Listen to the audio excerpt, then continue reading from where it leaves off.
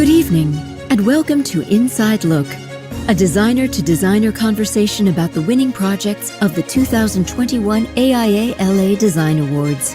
We are delighted to have you with us to discover how award-winning designs are addressing the challenges of our era. Yes, the world is getting closer, smaller in some ways, but architecture is bigger than ever. With new generations, students of architecture changing the profession globally. Come with us around the world and let's hear how they are planning to achieve this goal directly from them. As a child, I was inspired by the idea of creating harmonious surroundings for people. Also, the possibility to road flows of men and women, to distinguish exit places for living, eating, having rest and communicating, attracted me to choose this profession. I wanted to explore the world, get to know new people, and bridge between cultures through architecture. I was motivated by my father. Inspiration mostly came when I started learning architecture, where I go to see the gap that exists in our vernacular architecture. The flexibility of a building to be used for different purposes in different periods caught my attention. Personally, becoming an architect is the best way for me to make use of both my technical and artistic skills that have been taught to me by my parents. I remember as a child, I'd wander around. Curiosity always got the best of me. I'd imagine the buildings around me speaking to me, and it's almost as if my memories came to life. I've grown up in an environment where I've seen many of my family members become architects and engineers. I've always fascinated the idea of creating spaces around which someone's world revolves. Hello, I am Shamima Moda and I was inspired to study architecture because of my curiosity with spaces. I actually wanted to know if more can be brought out of them. Growing up in Iran, where architecture is the perfected form of art, whenever I traveled to different cities, I took so much interest in details and how spaces were designed. And that is how I knew from early on that I wanted to become someone who designs. So my path towards architecture was more of a logical decision. I was always interested in art and engineering at the same time, but I could never choose between those two things. So naturally, architecture to me seemed to be the best combination of both of those things, and that's why I eventually chose it. I can challenge my abilities in architecture, and that's tempting. I was fascinated by architecture as a profession, but only now, after finishing my studies, I'm beginning to understand why. जय जिनेंद्र, मारो नाम प्रांजल प्रवीण संजीती है. मैं एक architecture student है, school of environment and architecture Mumbai India से. Architecture करने वास्ते इंस्पिरेशन મને મારા પપ્પા से मिली.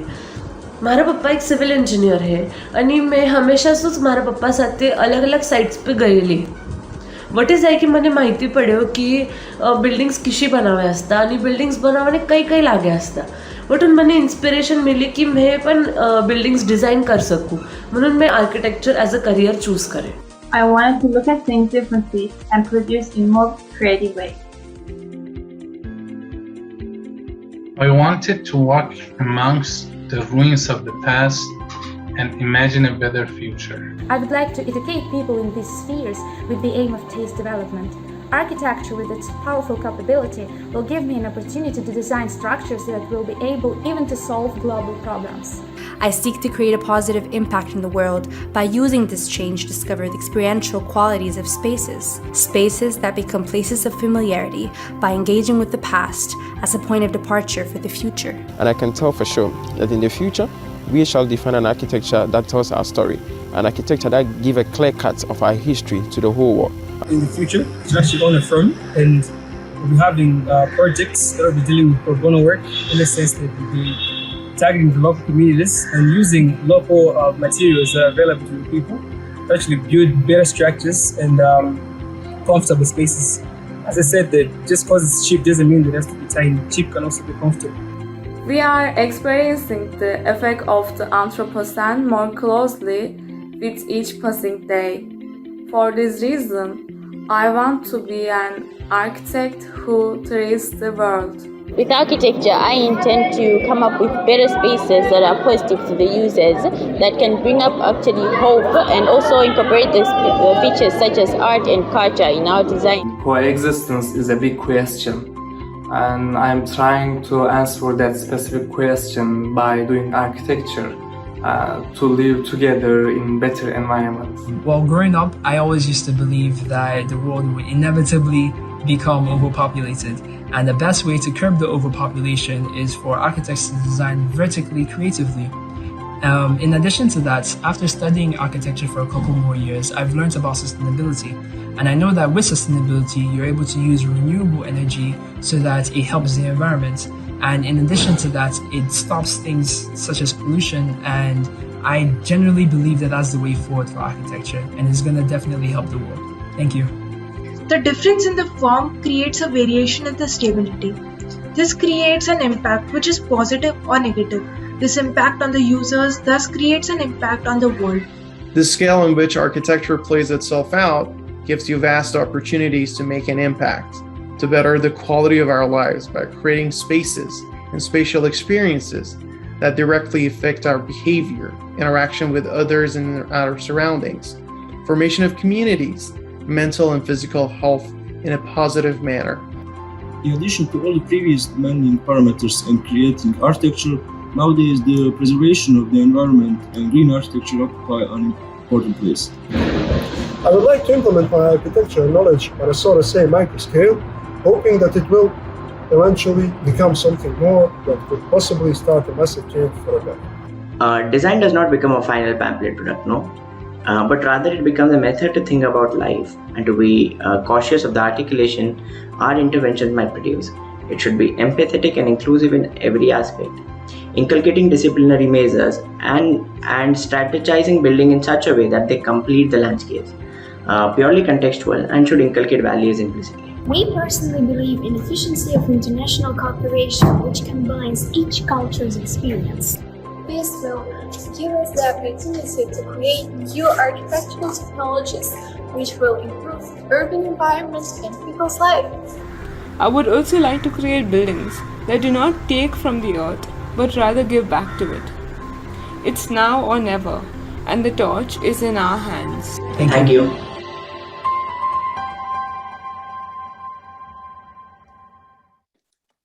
And now, back to Los Angeles. Please welcome 2021 AIA LA's President, Wade Killefer, FAIA. Good to see everyone. One reason why I've returned to the Design Awards year in, year out, whether I've had projects in them or not, is they are about design excellence today and in the future. This is what we want to talk about tonight, design excellence, through the lens of all of the projects winning this year's AIA LA's Design Awards program. We have honored them all this past Thursday during a truly fantastic event when we could all get together in person. But clearly the format of the ceremony wasn't conducive to take a moment and reflect on what design for excellence means today. So we are here tonight and look forward to hearing from all the designers of the incredible projects, winners of this year's Design Awards and next LA categories, and exchange ideas that'll help us in the generations to come build a healthy, smart, and successful future. And I would like to start this conversation with a quick interview with this year's AIA LA Gold Medal winner, Lorcan O'Herlihy, FAIA. Hello, Wade. Lorcan, congratulations again on this extremely well-deserved honor, talking about design excellence. The work speaks for itself from every point of view. I have a couple of questions for you, but before we get into the conversation, I would like to show you something.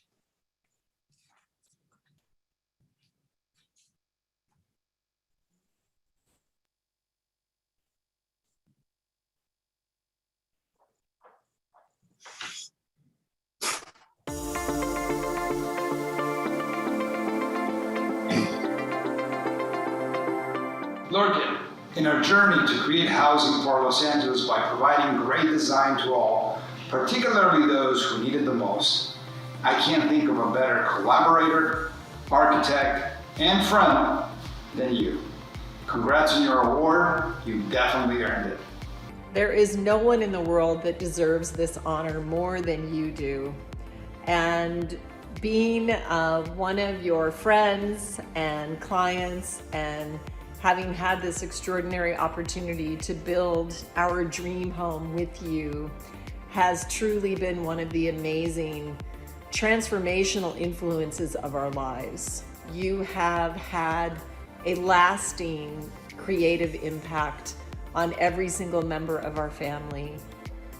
Oh, hey Lorcan, greetings from Dallas, and congratulations on your very well-deserved award.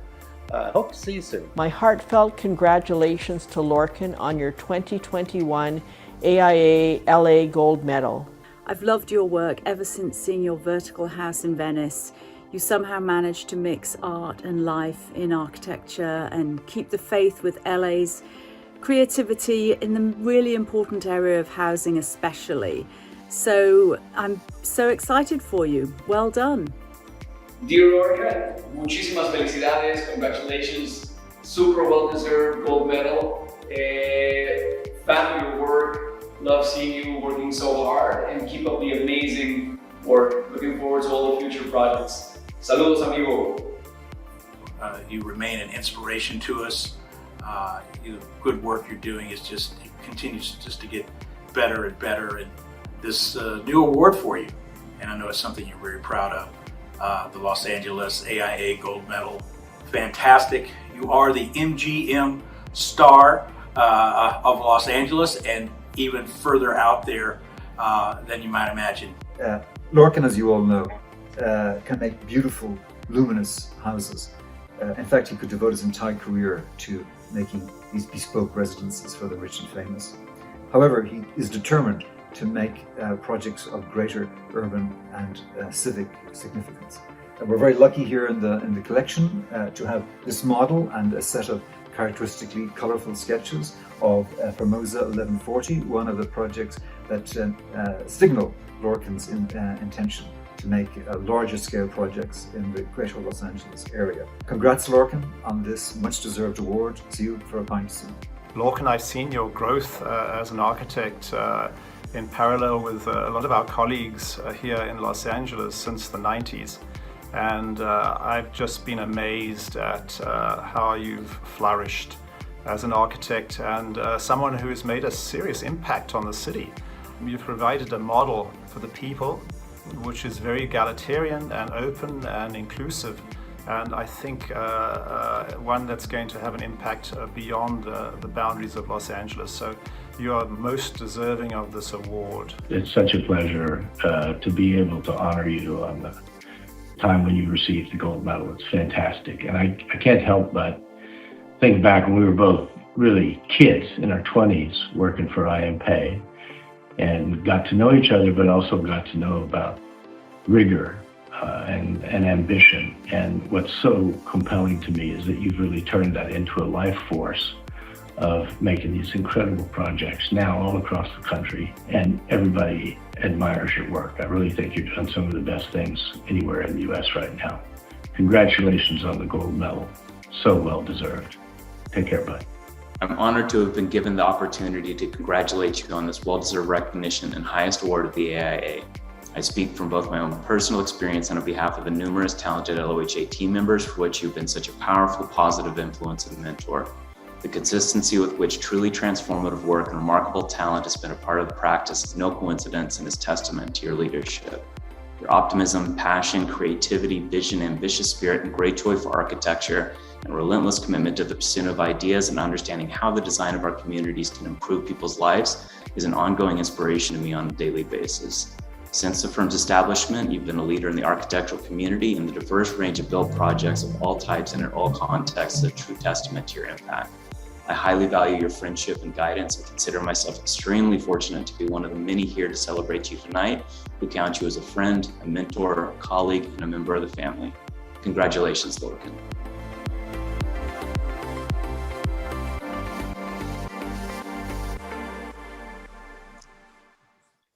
Well, Lorcan, congratulations again on this extremely well-deserved honor.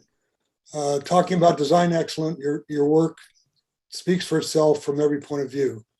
I have a couple questions for you, but before we get into the conversation, I'd like to show you something. Sorry, I've already said that.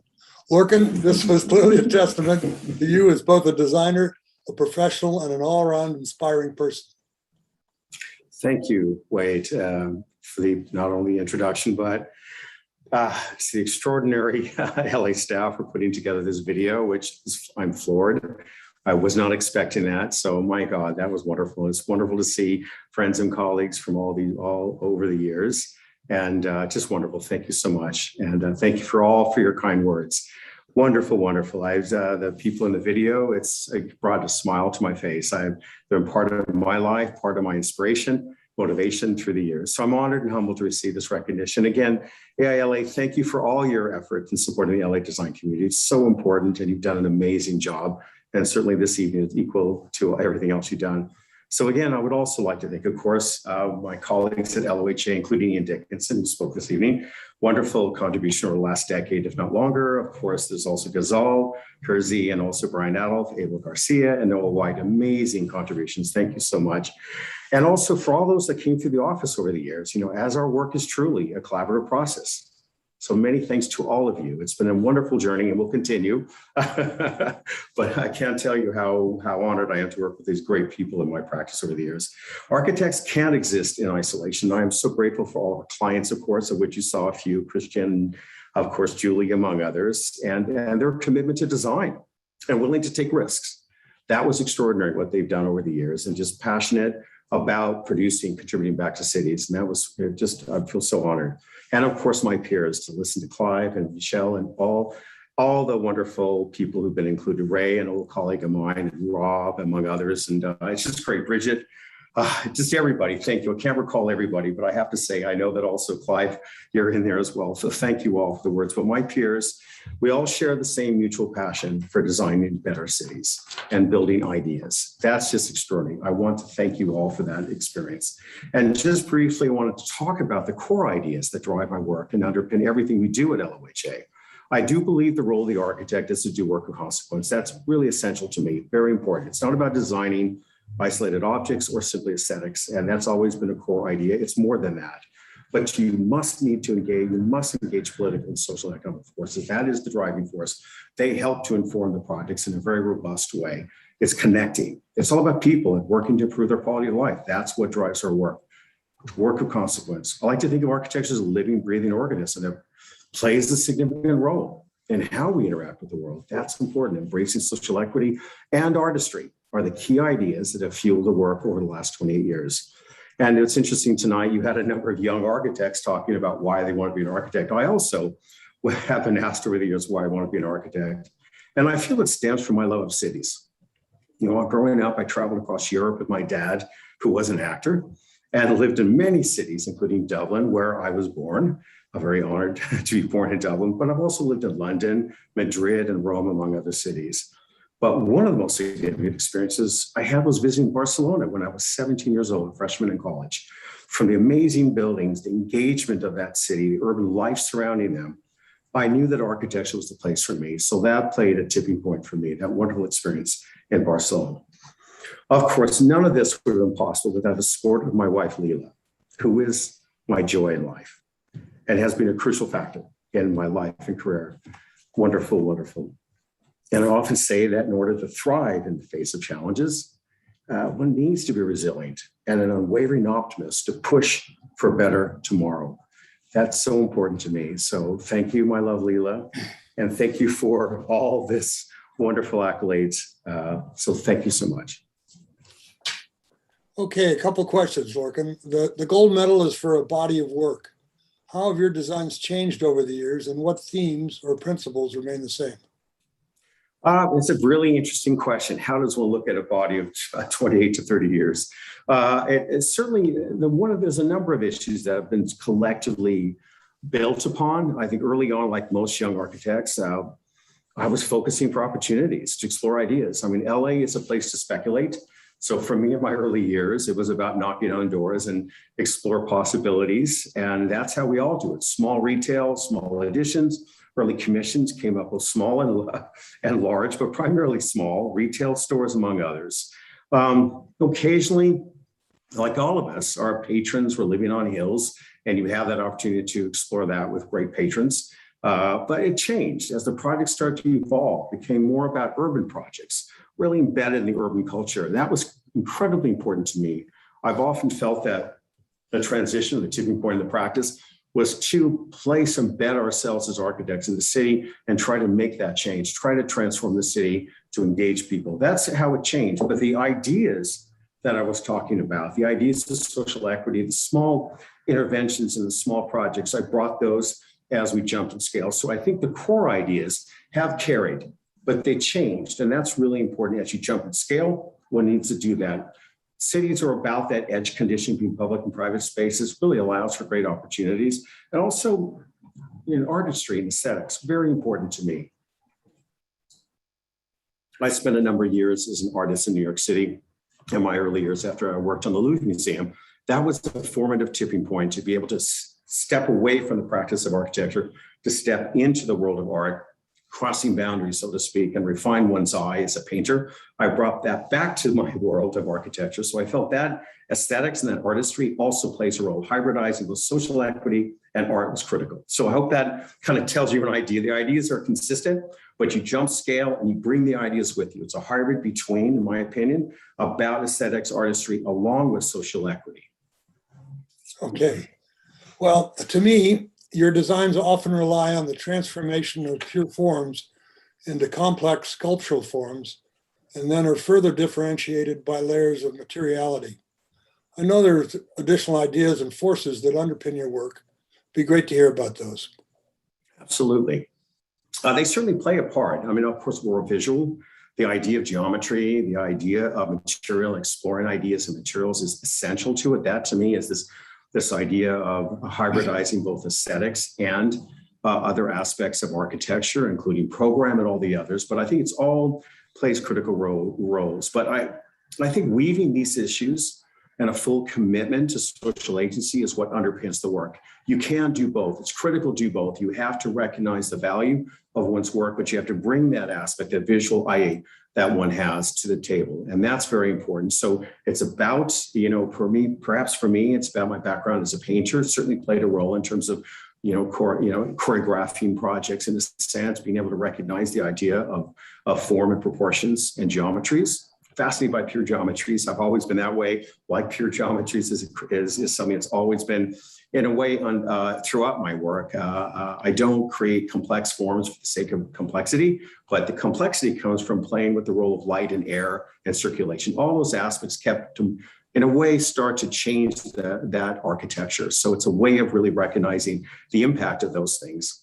Very important. And also exploration of materials has been very important as a strategy in our process, very much so. I mean, economic challenges, we all know, come to all of our projects. And in a sense, I've always been intrigued about off-the-shelf materials, trying to take something that, in a way, a usual material and find it in unique or unexpected ways. To me, that's also important with our work, is to just challenge the convention and look at materials that somewhat could be considered somewhat unique for that particular condition that I'm using. All that's very important. So that does play a role. So when I do design, I think about how I can improve the lives of people, but also bring uplifting environments, and also, in a way, challenge convention, challenge materiality, challenge all those issues. All that's very important, but ultimately trying to create more equitable and livable spaces. Well, thank you again for and congratulations for your gold medal, and thank you for the great work you're doing for your clients, for our city and the built environment. Excellent. Thank you so much, Wade, and thank you all. I was floored by that video. Thank you all. And now it's my privilege to introduce Christy Litton, Associate AIA, Co-Vice Chair of this year's Design Awards Committee, and Dina Weiner-Widran, AIA, Past Design Awards Chair, to introduce the first part of our conversation with the winners of the 2021 Design Awards in the Next LA Unbuilt Projects category. I would like to thank them, together with this year's chair, Diana Tang, Associate AIA Chair, and Noel Fetish, AIA, to co-voice chair for leading this gargantuan effort. You all make it look so effortless. I don't really think our members realize how much it takes to pull these very complex design awards program together. Almost a year full of work, over 20 people on the committee, and the support of our tireless staff. Thank you. Please, let's give the whole Design Awards Committee a big round of applause.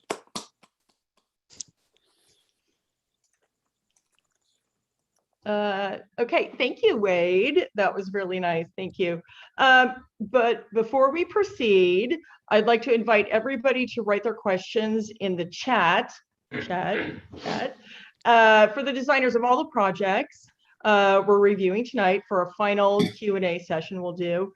Please make sure to specify who you are addressing if it's to a specific designer in your question. And we would like to thank the friends and partners who make this and many other AIA-LA programs happen, the 2021 annual sponsors. Take a look.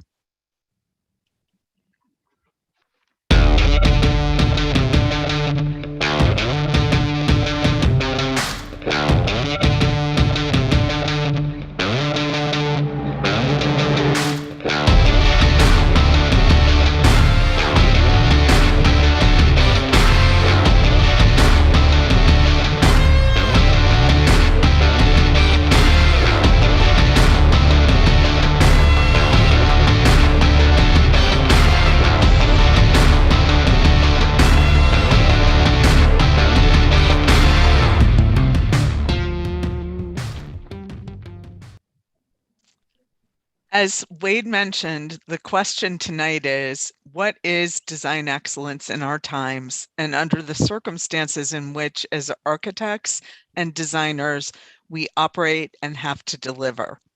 Christy and I are here to talk about the next LA category, unbuilt projects. We're going to introduce a project, show some images, and hear what the jury said in selecting it to be an award-winning project.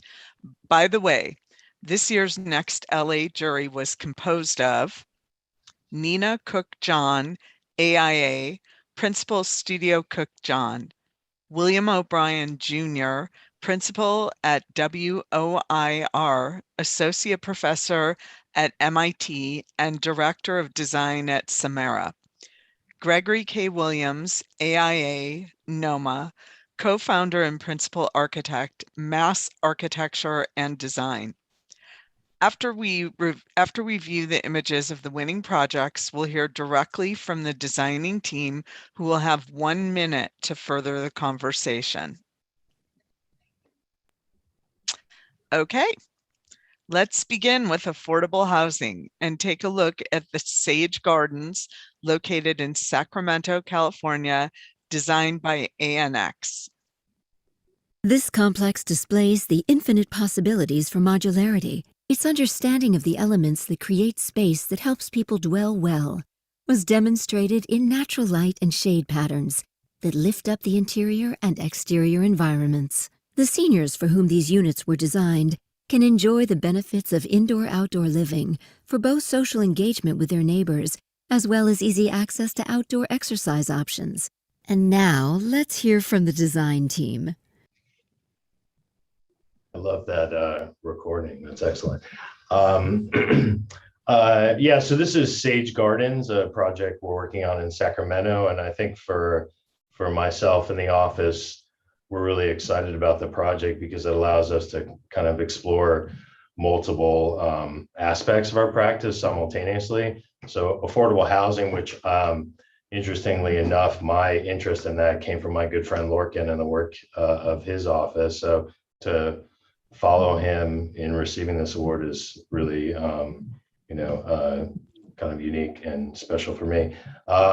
We're also looking at mental and physical health, so the exercise component that's added to the whole circuit of how the housing is sort of positioned, food insecurity, coupled with the landscape design, and just an idea of the technical aspect of how prefabrication and modularity can address these issues. So for me, really this idea of a comprehensive architecture that can hopefully address many of these issues simultaneously is kind of where our inspiration came from. So thank you to the AIA and the jury for finding value in our project. Appreciate it. Great, thank you. Moving on to Cityscapes and the Hollywood Walk of Fame located in Los Angeles, California by Gensler. Using subtle but strategic intervention, This design transforms an often overcrowded walk into a cohesive streetscape. The sleek amenity modules refer back to the materials of the historic star inlays, while creating a platform for performance, dining, playing, or resting. With the more space for people created by the widened sidewalks and enhanced bus stops, to name just a few of the proposed improvements, the overall effect is a safe and engaging community space. The project master plan addresses the micro and macro design elements that are essential to creating a civic boulevard that lives up to its famous history. The attention paid to the many decorative and programmatic design elements produces a tapestry of social engagement. And now, let's hear from the design team. Thank you. The Hollywood Walk of Fame is an effort to transform one of LA's most iconic streets into a truly world-class public space. One of the best things about the project is that it will more than double the amount of space available for pedestrians, bicyclists, and transit users, while creating new opportunities for outdoor dining, entertainment, and events. The project has won broad community support through an inclusive design process that brought together Hollywood neighborhood leaders, businesses, and residents. And I want to recognize the leadership of Council Member Mitch O'Farrell, Heart of Hollywood Director Dan Halden, and the City of LA Bureau of Engineering, including Chief Deputy City Engineer Deborah Weintraub, Principal Architect Stephen Fierce, and Project Manager Norm Malice. They were instrumental in moving this project forward. The Genser design team includes myself, James Dunsmore, as project manager, project principals Dylan Jones and Lee Wen, and our design team, JT Thewis, Jing Zhao, Claudia Carroll, Sarah Jafarpour, Oscar Lee, Scott Steverson, Eric Wong, Dong Lee, and Josh Sarvinsky. And our broad team of partners included Historic Resources Group, iFactor, LAS Engineering, JMC2, Leland Saylor, Lighting Design Alliance, Sam Schwartz, Shimahara, Structural Focus, and Studio MLA. Thank you. Great. Continuing with Cityscapes Typology, let's hear about the La Brea Tar Pits and Museum Master Plan, located in Los Angeles, California, by Weiss Manfredi. The proposed design of Hancock Park takes the unique park's features and museum settings and offers a big move that brings you closer to this fantastic public space. The pedestrian loop offers a truly new way to experience the park, altering the Page Museum so that it can offer park-goers a glimpse of the research being done beneath the earth is a well-achieved addition. And now, let's hear from the design team. Hi, I'm Patrick Armacost, principal at Weiss Manfredi, and on behalf of our team and our colleagues at the La Brea Tar Pits, thank you for this recognition. The tar pits are an extraordinary site with layered and intermingled identities. It's a geologic wonder that's bound to the history of Los Angeles. It's a site with active seeps, internationally significant research. It's a destination for learning, and it's a park. The tar pits collectively are like none other and inspire our collective imaginations. When the Natural History Museums of LA County initiated a competition and posed the question of how to reimagine the tar pits and the museum, Weiss Manfredi was thrilled to assemble a team of engineers and designers, architects, artists, scientists, to develop strategies that pull together the stories and the histories and clarify the importance of La Brea to our world. And in our proposal, we imagined the loops and lenses, which seeks to define Hancock Park and the museum as one unified identity and create enhanced amenities for the community and for research, and together tell a story of discovery and inspiration. Thank you very much. Okay, and finally, another cityscape typology. This one is the Destination Crenshaw, located in Los Angeles, California, by Perkins and Will. The design solutions for invigorating a street and neighborhood have been meticulously crafted. The integration of public life with public art and urban landscaping succeeded in doing more than the ordinary, the familiar. What we have is a bold contribution to a neighborhood that is revivifying its roots. This is a civic investment in urban mobility, commercial revival, and social consciousness. The architects created an urban streetscape and outdoor museum that can have immediate positive impact, but can grow and prosper into the future. And now let's hear from the design team. Hi, everybody. I'm Gabrielle Bullock, principal with Perkins & Well and principal on this project. What's exciting about this project for us is that this project was really, the genesis was from the community. So it was from the community, by the community, for the community. And that remains true today. Through all of its execution, the community truly was a design partner with us.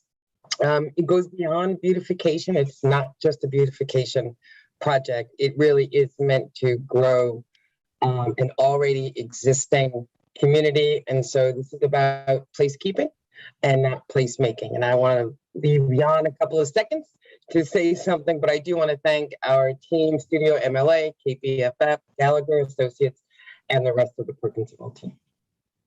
Hey everyone, I'm Jan Krimsky, Design Director for our Perkins & Will Los Angeles studio.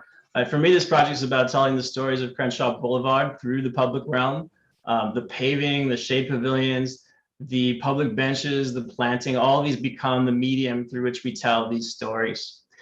So this is really an effort to capture the breadth and the rich cultural history using those elements in our four thematic lenses: improvisation, first, dreams, and togetherness.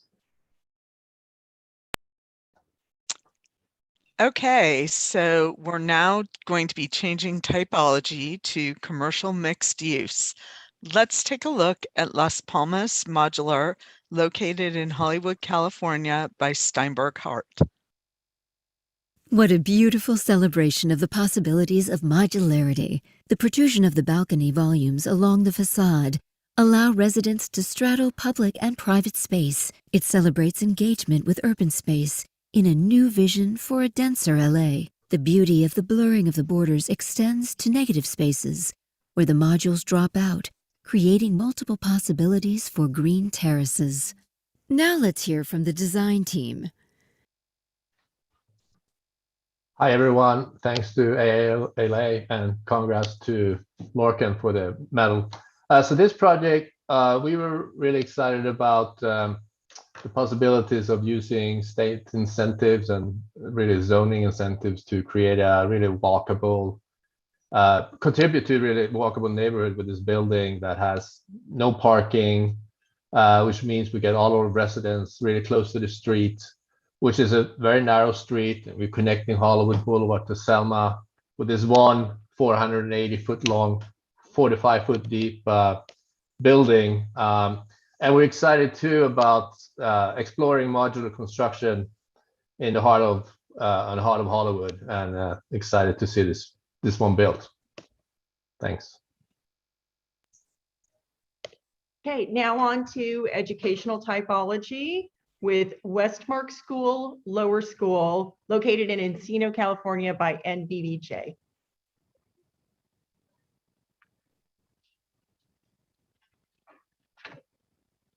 This project creates an optimized learning environment, anchored around the wonderful move of centering the new buildings around a courtyard with a beautiful tree at its center. This seemingly simple move creates an intimate relationship between each of the buildings and the courtyard. The result is an indoor-outdoor environment with prime daylight, air quality, shaded outdoor space, and flexibility. Now, let's hear from the design team. Thank you so much. That's a really nice video that you're doing for all these projects. I want to start by thanking the AIA LA for this recognition for the Westmark School. Any parent that has experienced the challenge of navigating a system to understand what their child's distinct learning style might be understands the need to transform our education models. And the design of this Westmark School, Lower School, is a direct reflection of Westmark's mission and their true passion for that change that will empower their students into the future. So thank you. And Philip and Claudia is the head of the school. She's joining us tonight. Hi, Claudia. Yeah, Hi, thank you. Yeah, I mean, the project was really a creation with the client and with the Westmark School, and that's what really made it so special. And Yeah, from the beginning, just sharing that vision of putting children and nature at the center of the learning model and thinking of the whole campus as a classroom, I think really, made a great statement for the project. Thank you so much. Thank you. In the same typology group is the UCSD Theater District Living and Learning Neighborhood, located in La Jolla, California, by HKS and Ehrlich, Yanai, Ree, Cheney Architects. The beauty of this project lies in the key design strategy of maximizing the benefits of the proximity to the ocean. The intent is carried through from the sitting of the towers within the complex, allowing the ocean breezes to pass through, to the saw-toothed skin that increases the natural ventilation, and the opportunities for ocean views. The students will enjoy beautifully integrated community spaces, both inside and outside, promoting mental health. And now, let's hear from the design team. Thank you, AIA-LA. Through the concept of exponential ecology, the design team is considering all aspects of the built environment and the interrelationship with physical, social, and emotional well-being. This supports the university's mission to put students' well-being first and connect to the surrounding community. Mirroring the interconnected webs of ecological science, the architectural concept can be illustrated as nested connections, that of students' well-being to that of the greater community, mental wellness to physical wellness, science to art, and humankind to nature. Shaped by the winds, views, and solar orientation, the site plan, the building forms, skins, and interiors all reflect these ideas of connection to their outdoor setting, geographical place and context, as well as the sense of home and community. Thank you, Sung. We're very proud of this naturally ventilated LEED Gold targeted project, and we really want to thank the vision of UC San Diego. It's a design build project, so we'd also like to thank, along with our two firms, Kitchell is the contractor, SWA is the landscape architect, and all of the trade partners who are making this possible. There's now about 500 people on site building this project. Thank you. Thank you. And now we have the San Jose City College Career Education Complex, located in San Jose, California, by Steinberg Hart. This project not only has a breathtaking exterior presence, but also a dynamic relationship between interior spaces of different sizes and program. The multi-level interior spaces are stars of this project, especially those that open up to the sky with green spaces at the heart of the building. Now, let's hear from the design team. Yeah, we'd like to thank the recognition from the host. This has really been a great project to work on with a great campus, a great college who has a real aspirational drive for what they want to be, not only now, but in the future.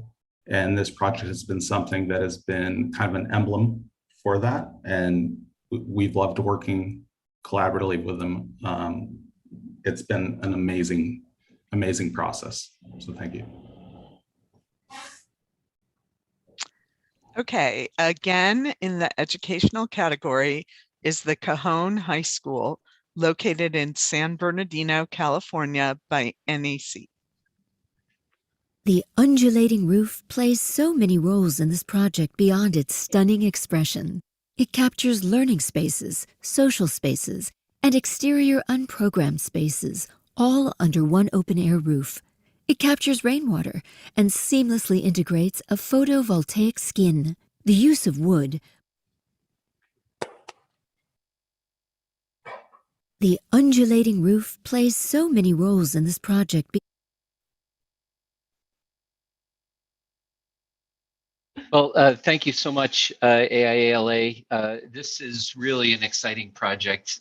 We just found out it's going to get built, so we're moving ahead. And I think for us, the real magic of the project is that with a relatively modest insertion, 20,000 square feet of built space, we are really transforming, I think, a whole campus where the campus is filled with interior corridors, classrooms without windows, and spaces where there is no social activity. So thinking about how an architecture can be a seed for more. I'd like to just thank the school district, San Bernardino City Unified School District, with a visionary client, Tom Pace, Nellie Carbone, and Steve Galloway. Our team, Hangju Landscape, Hand-Built Studio for Graphics, Brandow Johnston, Civil and Structural Vertical Group, Sustainability, WM2S, and MEP, or Design West MEP. Thank you so much, AILA. Okay, and finally, in the educational category is the Resnick Sustainability Institute at Caltech, located in Pasadena, California, by Yazdani Studio of Canon Design. The wonderful undulating skin of this building is stunning. In the daytime or at night, the building is a beacon for the innovative sustainable technology being explored within. The responsive skin shapes dynamic light-filled social spaces, along with the primary circulation at the perimeter of the building. This is truly an engaging space, sponsoring cross-disciplinary collaboration. Now, let's hear from the design team. Good evening, everyone. I'm Mehrdad Yazdani. I direct Yazdani Studio of Canon Design. Along with my partners, we've been leading the design and development of the project. First, I want to thank AIA-LA and the jury for recognizing our project on behalf of myself, as well as the design team and our collaborators, and certainly our client. This project has truly been the result of a collaboration, not only among the design team, but also collaboration with the scientists and educators at Caltech. The building is perceived or conceived as a hub for research on area of sustainability and undergraduate teaching. It's almost like a makerspace for scientists. Does not belong to a department. It's a place where scientists, engineers, and educators come together to collaborate on discoveries around ideas of sustainability. So not only the mission of the project has been something that we've been incredibly interested in, but also the kind of collaboration it's allowed our team to be engaged with some of the most brilliant minds in the sciences these days. So thank you for recognizing the project. We are wrapping up the working drawings. Hansel Phelps is our build partners, and we're hoping to break ground in the next couple of months with the completion in 2024. Thank you. Next, we'll move on to the healthcare, institutional, and civic typology. And we begin with the Guadalajara Airport Terminal 2, located in Guadalajara, Jalisco, Mexico, by Callison RTKL.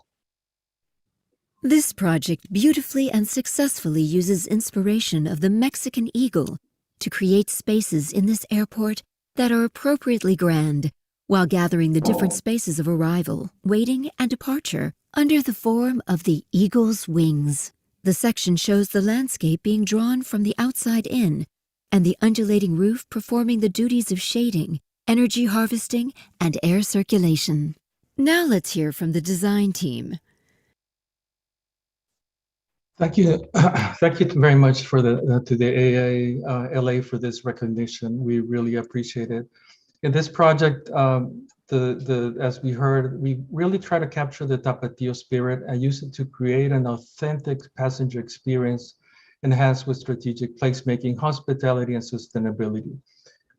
We were further challenged to incorporate and elevate sustainability in the design. So we integrated sustainability in the design process from day one, and began this process with a detailed climate analysis and the response to these with passive strategies. Building simulation is also integrated in the process to evaluate ideas, presenting new solutions in areas of daylight, glare, energy, and carbon that were data-driven and proven. So we have used the design process of building physics and heat transfer mechanisms through the envelope combined with high performance mechanical systems and efficiency in structural systems to reduce operational and embodied carbon. We are proposing good daylight to enhance and elevate the passenger experience while controlling glare and heat gains. And we're going towards net zero energy by reducing energy consumption and adding renewables on the site. We're thankful and grateful to Grupo Aeroportuario del Pacífico, GRAP, for believing in us and for challenging us, to the AA for giving us this award, to our design and engineering partners, our colleagues, our families and friends for their patience and perseverance as we collaborated in this memorable and unique design. Thank you all.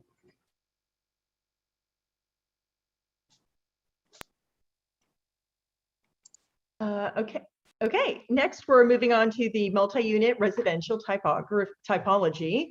We'll start with the Mammoth Lakes affordable housing located in Mammoth Lakes, California, by Kevin Daly Architects. First, credit for reusing existing buildings for workforce housing. This adaptive reuse residential apartment building masterfully reuses the existing buildings. The floor plans are well laid out and evoke the vernacular of mountain resort lodges. The slightly different building wraps present a unified campus. Now, let's hear from the design team. Thanks so much. LAAA for the recognition. Really wanted to thank also the people who have worked really tirelessly on this project within the office, Luke Smith, Jared Ward, Vanessa De La Hoz, and Connor Verderamo. Amazing consultants, Victoria Packchong at Place, and tireless folks at WorkPoint Engineering. You know, I think the recognition really goes to Mammoth Lakes Housing, their willingness to, take on, one of the most challenging kinds of building problems, which is that the lack of workforce housing in a remote place like Mammoth makes it so that building costs are even more expensive. And their kind of determination to build this housing to serve the kind of workforce community is really impressive. I think they understood really early on the fundamental sustainability of reusing and recapturing the investment we've made in existing buildings. And look forward to seeing this project move forward. So thank you again for the recognition. Okay, let's now take a look at the Submerge and Hidden Gardens located in Los Angeles, California by Omgivning. The project provides a workable site plan that achieves a balance between building and open space in a standard 50 by 150 LA residential lot. The use of materials and the composition of windows affords buildings the opportunity to provide natural lighting from multiple directions while ensuring visual privacy. The material selection and special engagement takes maximum advantage of the increased density without sacrificing landscape opportunities. The architectural style and scale would be contextually compatible with most single-family residential neighborhoods. Now, let's hear from the design team. Hi, thank you, AIA LA. I'm Karin Liljegren, principal and founder of Omgivning. And so this project came from the design challenge that was organized by the mayor's office and Christopher Hawthorne for the city of LA.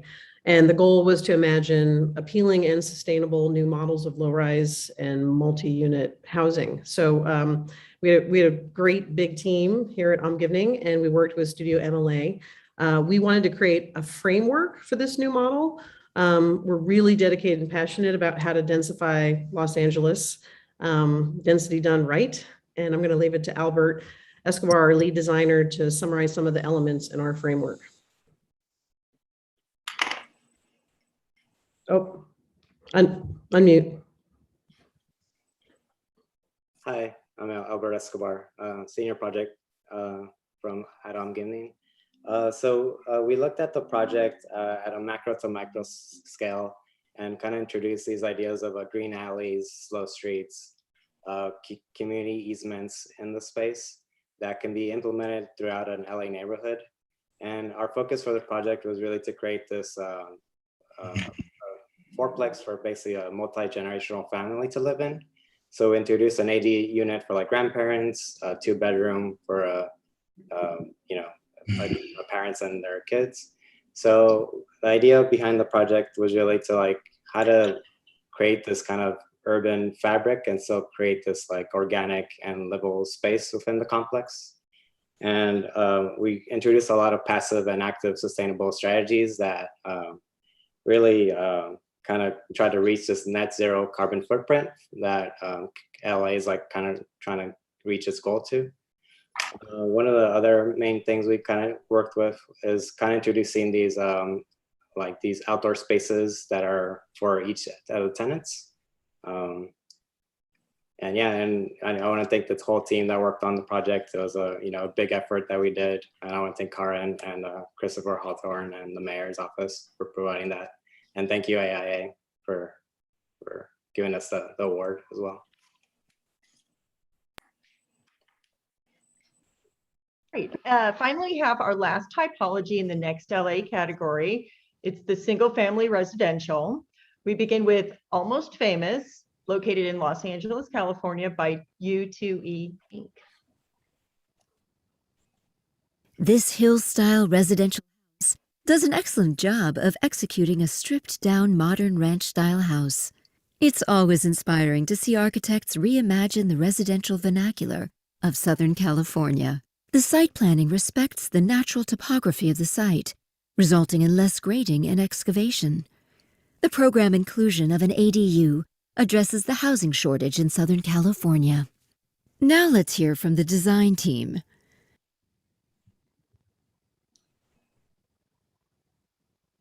Hello, I'm Bill Suey, principal here at U2E. We're incredibly honored and excited about winning this award.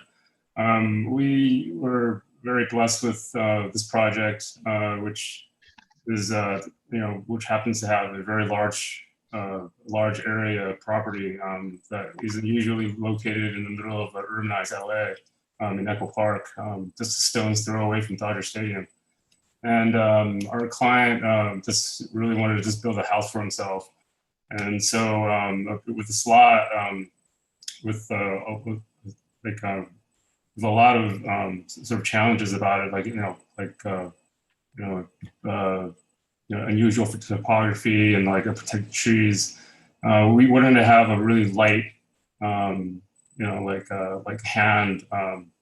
and a light touch on the design, and so we really focused on kind of limiting the impact that we would have of the project. So we would, like very careful siting, breaking buildings into multiple buildings. Also keeping the floor area really small, and limiting a foundation footprints and so on. I'd like to actually thank the client who gave us the opportunity to work on this project. He's just kind of happy-go-lucky guy. He's not your normal, not the normal type of client I would get. He's not wealthy, but just wanted to build a nice house for himself in the hills. So thank you.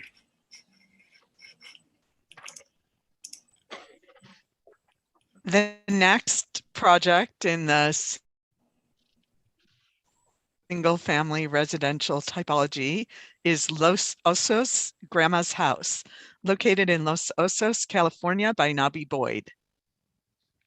One reason this project is significant is its generational social structure. It speaks to new challenges in the society and finds beautiful ways to address them.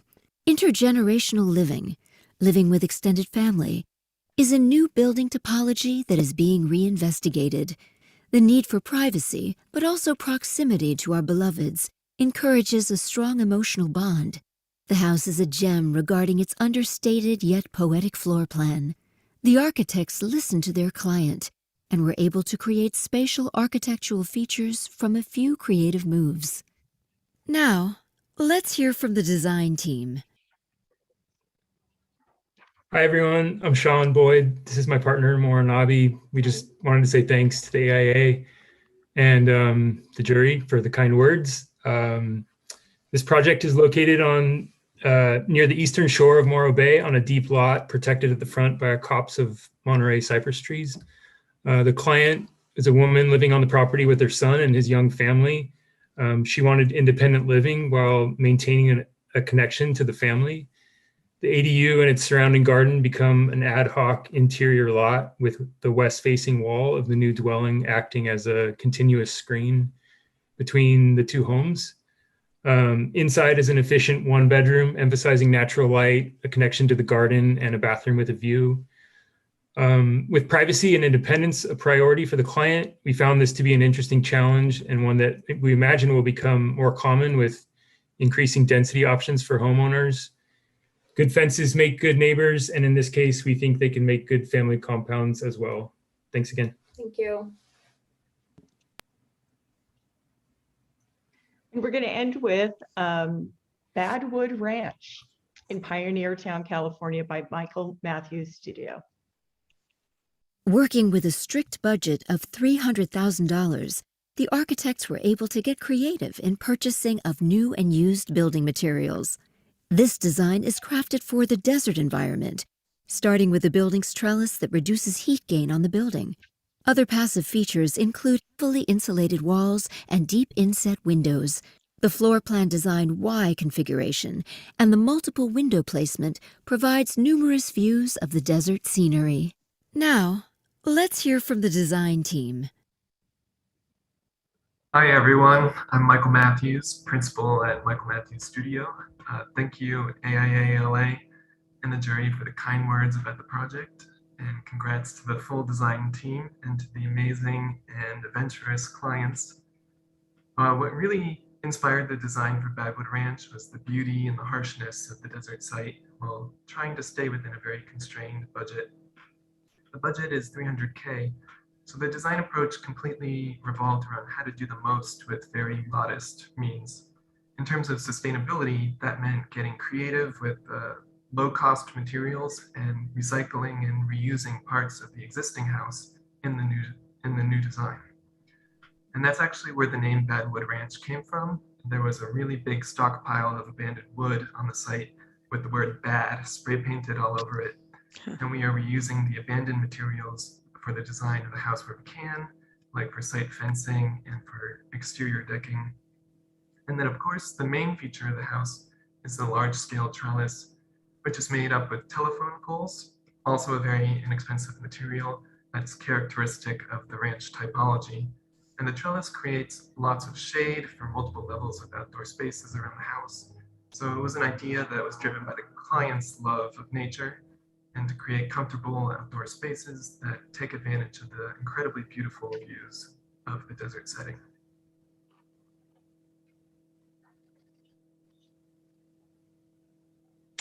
What an incredible representation of design excellence in so many different typologies. Please make sure to drop your questions for any of the incredible designers we've just heard from into the chat. Can we please give them all a big round of applause?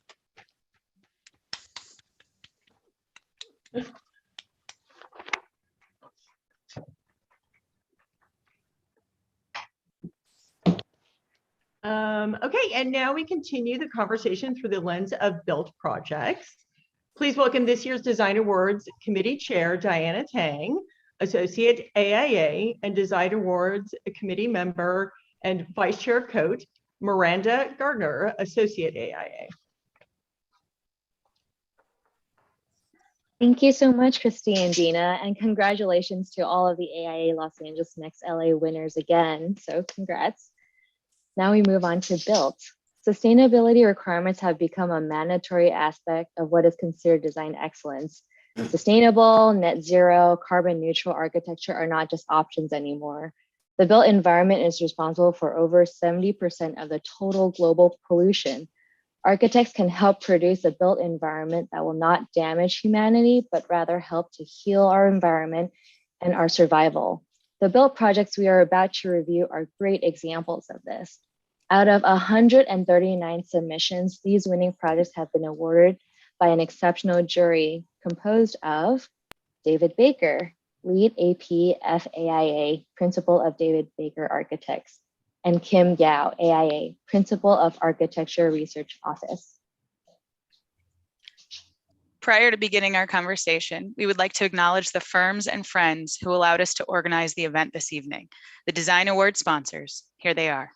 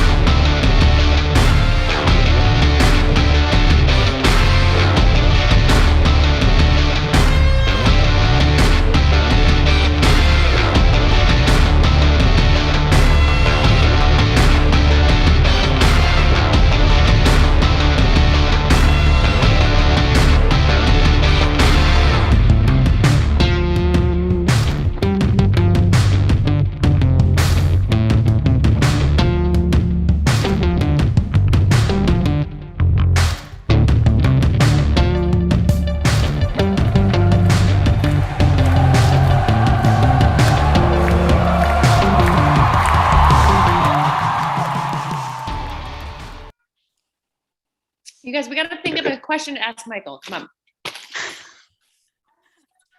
Well, first we're going to start talking about projects in the adaptive reuse, renovation, and historic typology. Please hit mute too if you're not speaking. Thanks.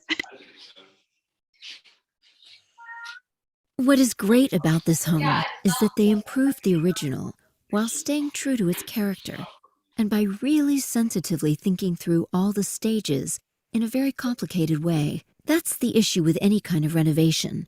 They're living creatures.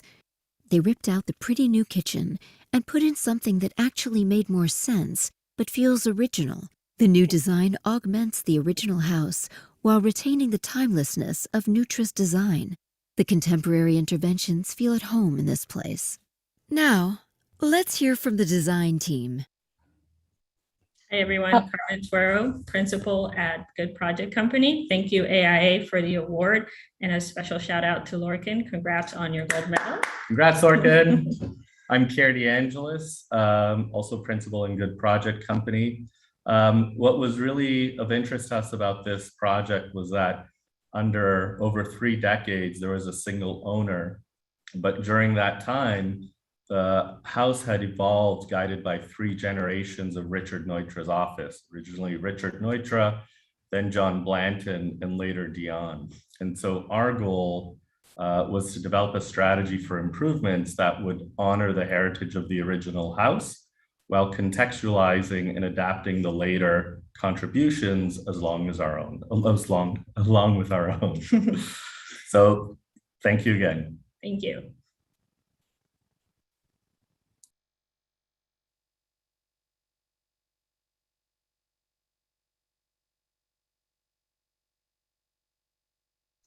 Thank you, Westbrook Residence Remodel by Good Project Company. And now next project, Miranda.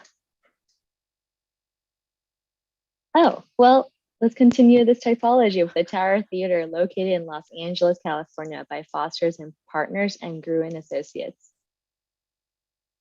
The jury really appreciates the care and level of detail taken with the restoration of this existing theater building. It's great to see a company like Apple rethink their standard retail topology to embrace adaptive reuse within existing contexts in an urban area. The design still celebrates the kind of volume and spatial characteristics that we associate with the brand. It's a real act of urban generosity to restore this, which is pretty much a white elephant, and they've made it a wonderful thing that they're sharing with the city. And now let's hear from the design team. Hi, my name is Peter Morland. I'm an architect with Foster and Partners in California, and we worked with Gruen Associates to deliver Tower Theater in June of this year. I'll launch into a bit of history for you. Tower Theater was designed by S. Charles Lee, who had just turned 28 when the building opened in 1927. It was one of the first cinemas to be wired for sound and have air conditioning. But when movies ditched the square format and went to a wide rectangle in the 1950s, and as TV became popular, Tower Theater was ill-prepared for the changes and thus limped along and had no permanent tenants by the late 1980s. 30 years later, we saw ourselves as having the task as to help the existing building into its next phase of life. We inserted a function, but we did not have that function compete or clash with its surroundings. We cleaned and restored where possible, but also upgraded the building seismically. We improved accessibility throughout, added fire protection, but we also added and opened the auditorium to 8th Street to improve dialogue between the interior and exterior. I recommend that any one of you go and visit downtown and visit the theater. It's open every day, and enjoy what you see. Thanks. Yeah, definitely know that many people will have the chance to. We definitely know that many people will have the chance to experience and enjoy that project. Now let's move on to affordable housing typology, and let's talk about Floor 401 Lofts, located in Los Angeles, California by Koenig Eisenberg Architecture, Inc. This project is very successful urbanistically. The courtyard is not only a sustainable design feature that brings daylight into the interior, but also an environment that feels personable and individual and simultaneously contributing to the scale of the neighborhood. It's really great. The rigorous use of color is both exuberant and restrained. I'd like to see more supportive housing projects rise to this level. Now let's hear from the design team. Hi, my name is Brian Lane. I'm a principal with Koenig Eisenberg Architecture. Thanks, AIA LA. This is Floor. It's 99 studio units of permanent supportive housing and services for homeless in downtown LA. On this project, we saw two opportunities. The chance to make a garden courtyard in an area of town that's historically undernourished relative to green space. We felt that that could be just as beneficial as the required interior spaces. And we also saw the opportunity to build community, because beyond the typical ailments you hear about, mental illness, addiction, etc., people from the street suffer from loneliness. So finding ways that spaces can bring people together socially is a focus. It's always been a focus of our work, but it's a focus especially here. Both these opportunities were not mutually exclusive. To create the court, the building breaks in two, where the city planners had only anticipated a downtown street wall, but we worked with them, thanks City of LA Planning, to explain that we found the opportunity to make this green space. The simple composition of right-size units with generous windows and a subtle horizontal shift and angled recess combined, that made it ornament, but also, more sustainable, shading glass and things like that. The courtyard trees are fed by a gray water system that taps into reclaimed laundry water to ensure the landscape moves we set up will flourish. Then we added rocks, because everyone in my office knows I love rocks, big rocks. They're both tough and ornamental at the same time. Ultimately, we hope this makes a small dent in equity in housing, giving this housing the things we all enjoy and the supportive community that creates wellness. Thanks to our dedicated team at KEA, to our client Skid Row Housing Trust, to our general contractor Morland Construction, and all the consultants who hung in there to get the most out of every tax dollar and the 8 or 9 funding resources that make this work possible. Thanks, everyone.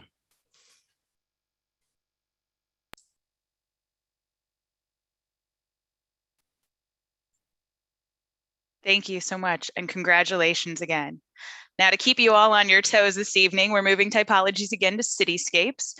Here's Rainbow Bridge at Seaside Way, located in Long Beach, California, by Zoltan Ipiali, FAIA, SPF Architects. Elevating the Public Works project into something that's really a wonderful place in itself that stitches together the city very thoughtfully. That's a whole area of design, which I think that we could really use more in design. So often, good designers or good designs are excluded from this kind of infrastructure. They did some very creative engineering, too. This feels like Long Beach. You can imagine the vibrant activity and use of this bridge in its context. It's nice to see this much creativity stemming from the standard infrastructural template. Now, let's hear from the design team. Unfortunately, no one from the design team could join us tonight, but congratulations again on your award and your wonderful project. Diana, back to you. Miranda, and now moving into the commercial mixed-use typology, we have WE3 at Water's Edge, located in Playa Vista, California, by Zoltan E. Pelli. They really use SAIA pragmatic and SPF Architects. Thank you. Roll it. They really used pragmatic concerns of shading, but maintaining views in a very rigorous way, generate a real compelling aesthetic from it.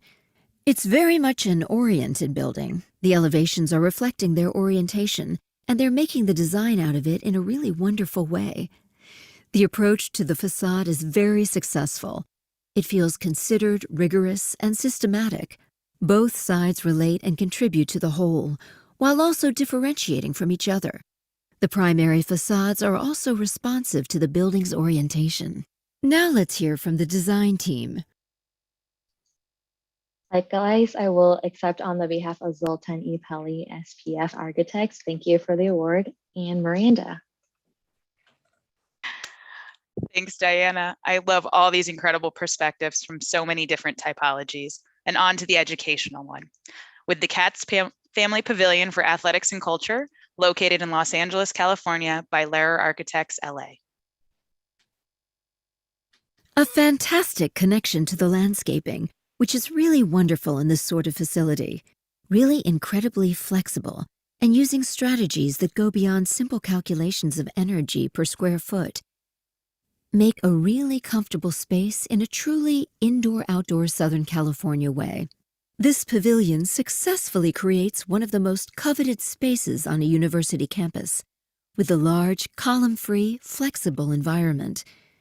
Passive strategies are on display with indoor-outdoor spaces the pavilion offers. Now, let's hear from the design team. Thank you so much for this tremendous honor. This project began with a master plan for a campus, Stephen S. Wise Temple, that had been built on for 50 years and there was no land left. And so the first thing we did was we realized there was a center which was congested with asphalt and concrete, and we decided to have a commons there. And then we added on to a little social hall to create a larger gym. But because now it was on the commons that we were about to build, we realized, oh, this can be the central pavilion of the campus. The campus was sort of dank and overwhelmed, but this pavilion sort of redefined the whole campus with a luminous canopy, the canopy probably twice the size of the building. We opened this is a Los Angeles building, right? So the whole 100 feet by 30 feet high, the whole wall opens up to create a culture pavilion, a gymnasium, and really a central gathering place that redefines the whole campus. Thank you to our team led by Alex Clark and Roberto Scheinberg, our consultants Greg Otto at Walter Moore, and Studio MLA. We're very proud of this, and particularly as a quintessential Los Angeles building, indoor, outdoor, living and being. And it wasn't that it was prescient about fresh air and indoor landscape art and building connection. That's what all projects should and can be. Thank you.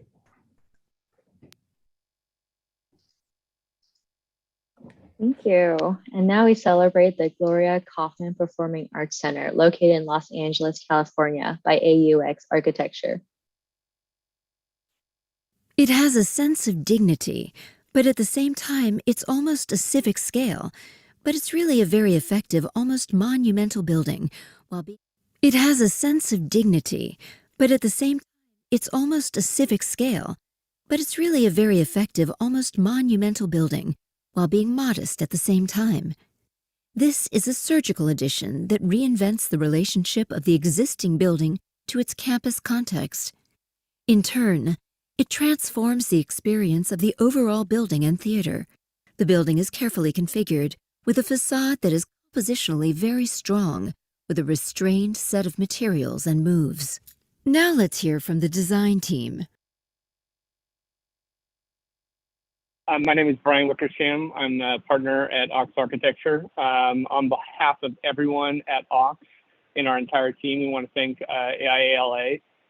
We also would like to thank Gloria Kaufman, who very generously gave the gift for this project, as well as Vista Del Mar Child and Family Services for the opportunity to do this job, but also for all the amazing work that they do with children and families in LA, including the programs that are going to be housed in this building, which is primarily focused on kids with autism and other learning disabilities, and giving them a venue where they can learn through the performing arts.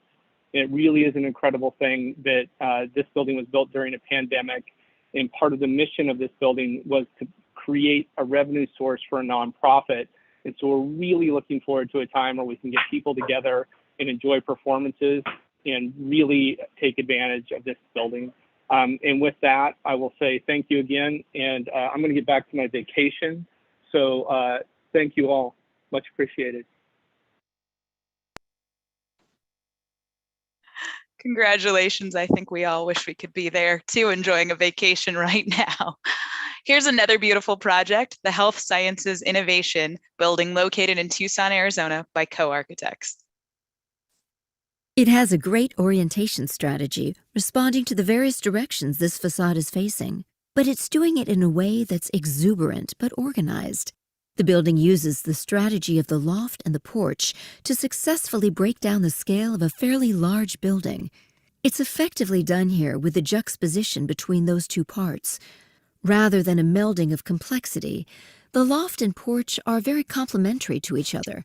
The building is materially rich, with a high level of resolution at the macro and micro level, both at the exterior and also with complex interior spaces and finishes. Now let's hear from the design team. On behalf of Co-Architects, we'd just like to say thank you to the AIA Los Angeles and the Design Awards Committee for this honor and award. Diana? Thanks. Also would like to be on vacation, but as we review these award-winning projects, don't forget to drop questions and comments you have about these projects in the chat box, so we have a great final Q&A with all the designers later on. We remain in educational typology with Camp Lakota, located in Fraser Park, California, by Perkins and Will. It's completely appropriate that a campsite like this would embrace passive strategies. It's nice to see that they delivered on that. I really love this reinvention of the typical cabin or tent with this little A-frame and the individual cabins. The project is really nicely detailed using very simple materials and SIPS for their performance characteristics. This is a very successful new cabin prototype. Mass timber floor system is a great use. It is pretty and really simple. It looks like a really nice place to hang out. And now, let's hear from the design team. Well, first of all, thanks to the AIA-LA, Lee Christie, principal at Perkins and Will, and former Girl Scout, apparently. So there's a fun connection. It was a distinct honor for this project to have been recognized in Next LA and then again in a built category. And I think that consistency speaks volumes to our team. We had to collectively be really clever to affordably get the design and construction of this, what we term rustic comfort, basically through. So a very quick thanks to the team, and then I'll turn it over to Jan. First of all, it galvanized our entire studio, and a fire truck is happening right now, so sorry about that. But I especially wanted to call out Ashley Stoner and Nathan Matson, our two project leads that really gave their heart and soul to this. And then Risha Engineering, DHA and Caltech, EFI Global, Armstrong Walker, Web Food Service, Illig Construction, and of course the Girl Scouts of Greater Los Angeles. Jan? The description really said a lot about the project, so I won't add very much. I'll say that the first, we wanted to do no harm to this ecologically sensitive site. I think the challenge with this project was to find an architectural language that was an honest expression of structure and material, but was also governed. It was governed by those things, but it also didn't feel alien to this Fraser Park community. So the A-frame really became a symbol for camping in and among the pines. Thank you. Congratulations. And finally, the Harvey Mudd College Scott A. Mcgregor Computer Science Center, located in Claremont, California, by Steinberg Hart.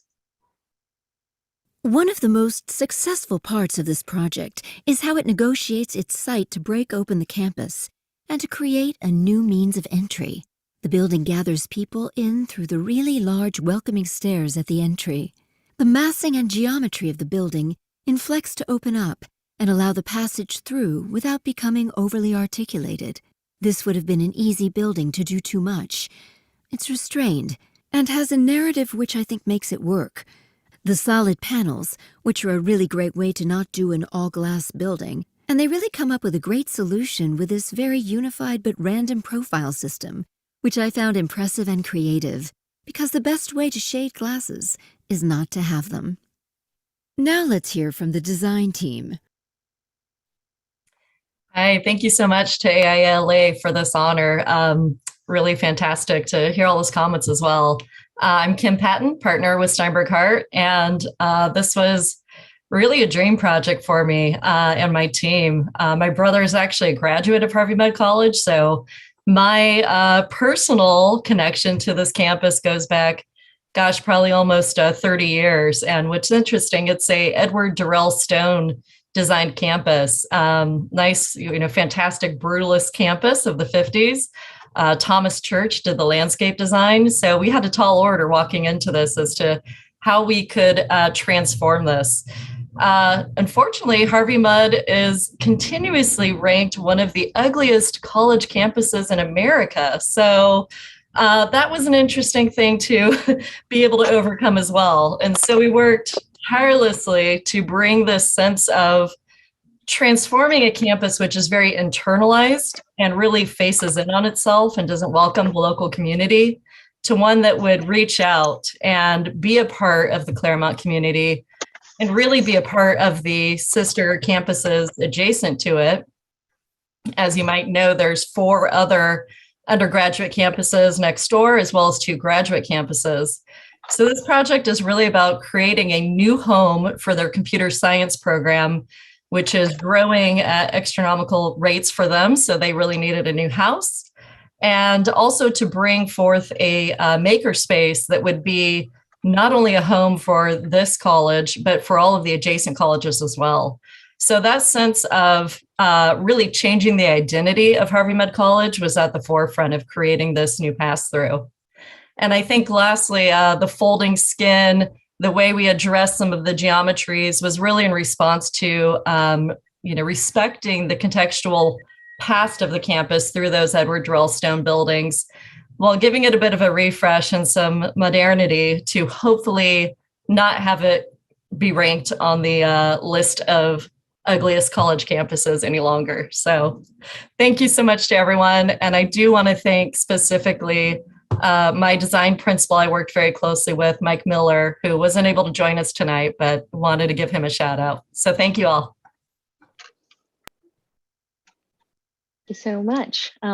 Hopefully we're moving into a very obviously non-ugly large design typology, healthcare, institutional, and civic. Let's begin our conversation with Kwamajuk, the Inuit Art Center at the Winnipeg Art Gallery, located in Winnipeg, Manitoba, Canada, by Michael Maltzin Architecture, Inc. The extruded building form is really sublime. It's really gorgeous. It's clear that it softens and makes it a more welcoming kind of building on this tricky site, very effectively through contrast and opacity. Having that transparency at street level invites people to come into the interior. Now, let's hear from the design team.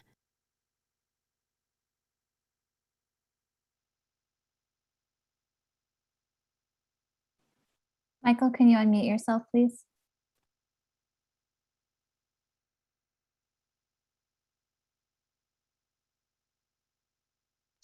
Still no audio.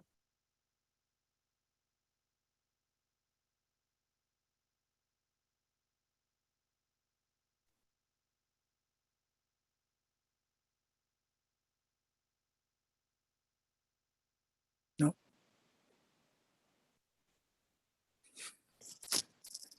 Got a thumbs up.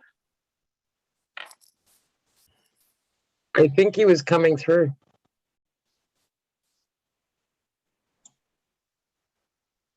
I don't know. Can you hear me? We can hear you now. Thank you. Okay. Perfect. Wow. Well, thank you to the AIA and the design jury from the Winnipeg Art Gallery and the entire design and construction team. Kalmayuk is the home to the largest collection of contemporary Inuit art in the world. It's connected to the iconic Winnipeg Art Gallery from the early 1970s by Gusta Rosa, but its main responsibility is in fact to connect to two different cultures to help reconcile and bring them closer. The undulating white facade form of the main gallery hovers over the transparent ground floor, which acts as a kind of destination, a kind of town square connecting the visitor to a number of different educational and arts-related, studio-related program pieces. But at its center is the visible vault, which through its glass curvilinear forms allows the entire collection to be seen from people both inside and outside the building, but also for the curators and the conservators to be seen as they work. I was most concerned as we were working on this project of connecting to the landscape of the North in a way that wouldn't try to mimic it. But instead, we were working with the ambition to suggest qualities of the scale, the lightness, the suffusing of the spaces with a natural and changing daylight over the course of the day. The primary ambition was to give that work, that art, the very best platform to be seen by the widest audience. Again, thank you very much, and I'll work on my my technical things after this.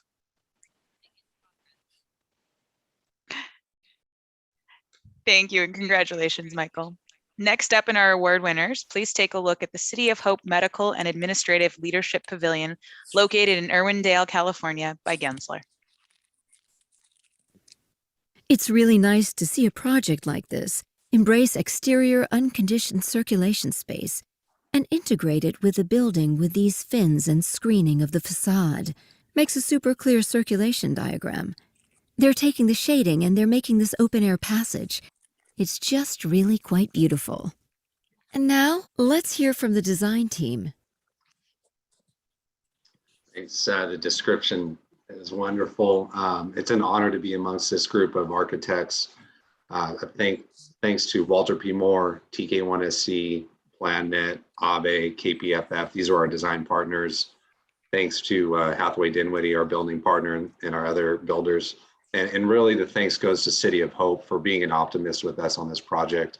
We could not have done it without their vision and their support and trust in us and the entire team.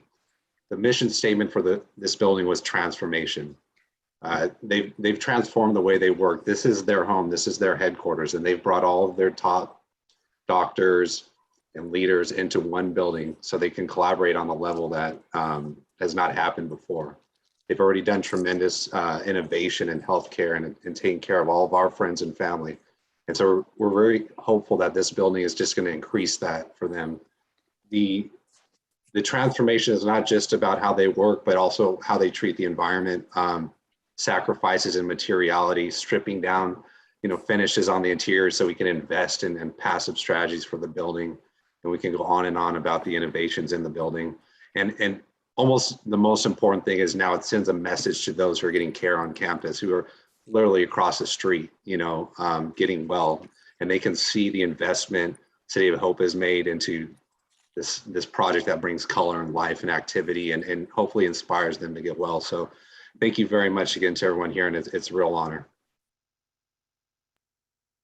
Thank you and congratulations.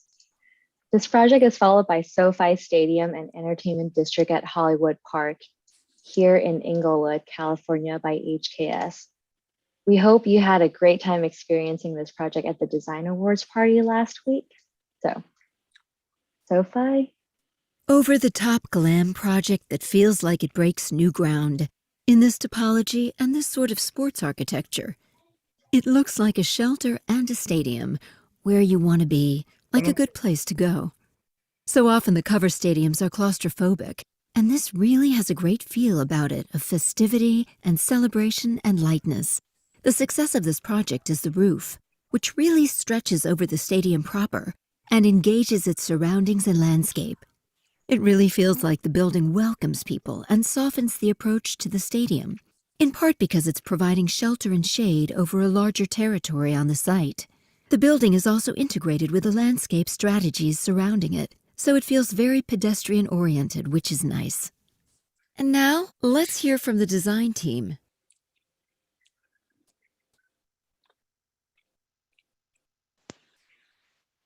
All right, hello everyone. I'm Manzur Mirka. I'm a project architect from HKS. I'll go first and I'll invite Otto from SoFi Stadium to actually speak on our behalf as well. So the Los Angeles Rams is coming to LA. I mean, it was quite a day when that became a reality. I mean, in hindsight, it's surprising that Los Angeles went so many years without an NFL team. And now we have two teams.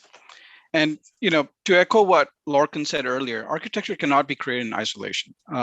SoFi Stadium in Hollywood Park is a result of the contributions of many designers and many other people. HKS in collaboration with our associate architects, QDG, Mueller's Landscape Architecture, Walter P. Moore, Henderson Engineers, and many more people. It's really hard to kind of list all the people and all the firms and expertise that kind of worked on this project. In collaboration with the Los Angeles Rams under Stan Kroenke's leadership, the SoFi Stadium presented a unique opportunity to present Los Angeles on the global stage. I mean, how often does an NFL team come to LA?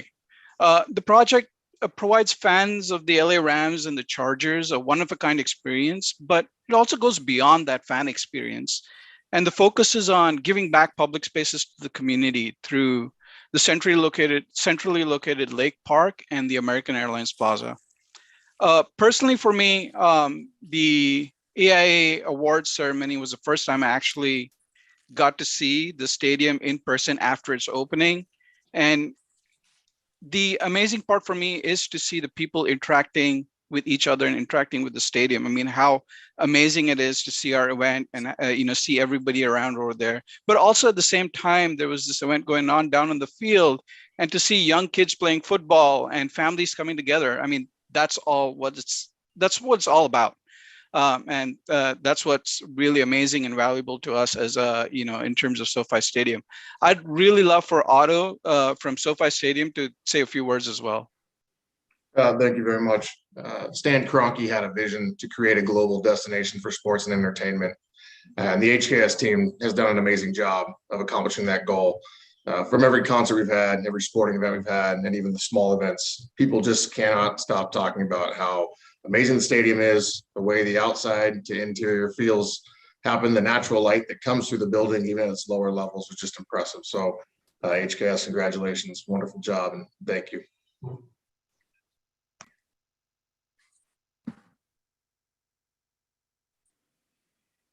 Congratulations, HKS. I know Diana and myself are a little biased working with these wonderful architects on the day-to-day basis, but what an impressive project. We now have one project selected in the architecture installation typology, the Carapace Pavilion located in Joshua Tree, California, by Clipper Lab Studio, USC School of Architecture.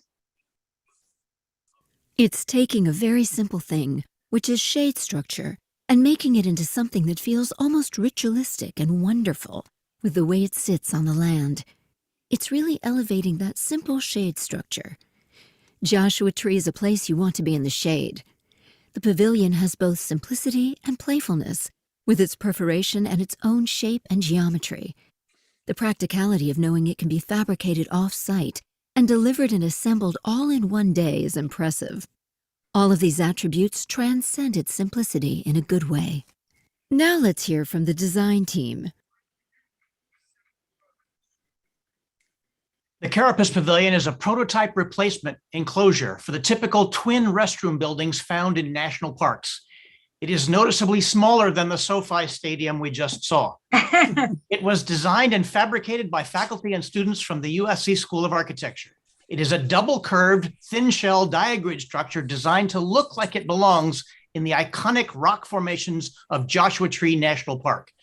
In a nearly paperless digital design process, we use performance-based parametrics, finite element analysis, and custom software scripting to guide the design.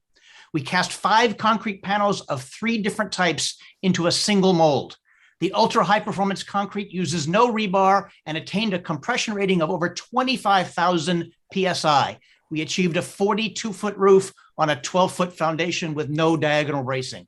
The carapace is fully prefabricated and was carefully sized for 1 truck, 1 trip, 1-day installation with no construction yard. A raised plinth and integral foundation protect potential native cultures artifacts found on the site. The project is anticipated to last more than 100 years with no maintenance. It is color calibrated to match the sunset pink of the site, and it looks fantastic. Thank you to Park Pacific Precast, the PCI Foundation and PCI West, Ruth Lehman, Walter P. Moore Engineers, the National Park Service, and my faculty colleague, Karen Kenzik, especially also the outstanding students at the USC School of Architecture. Thank you, AIA LA.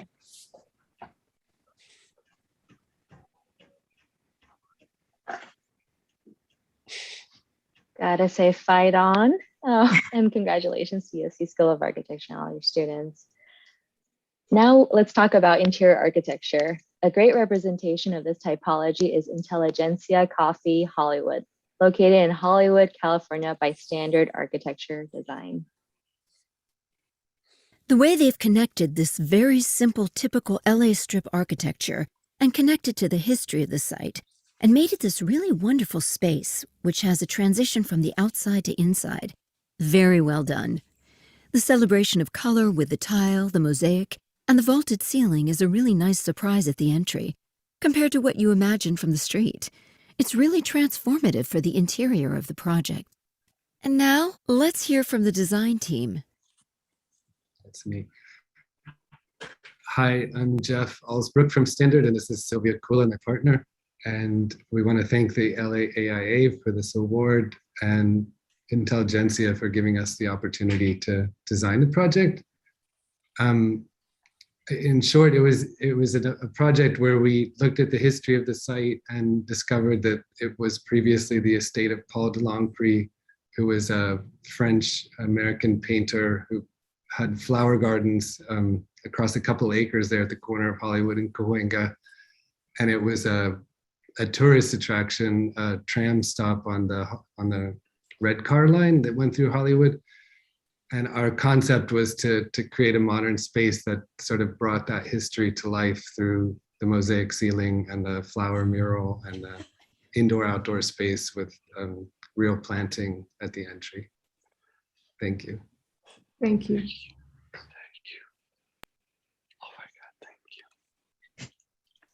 Congratulations.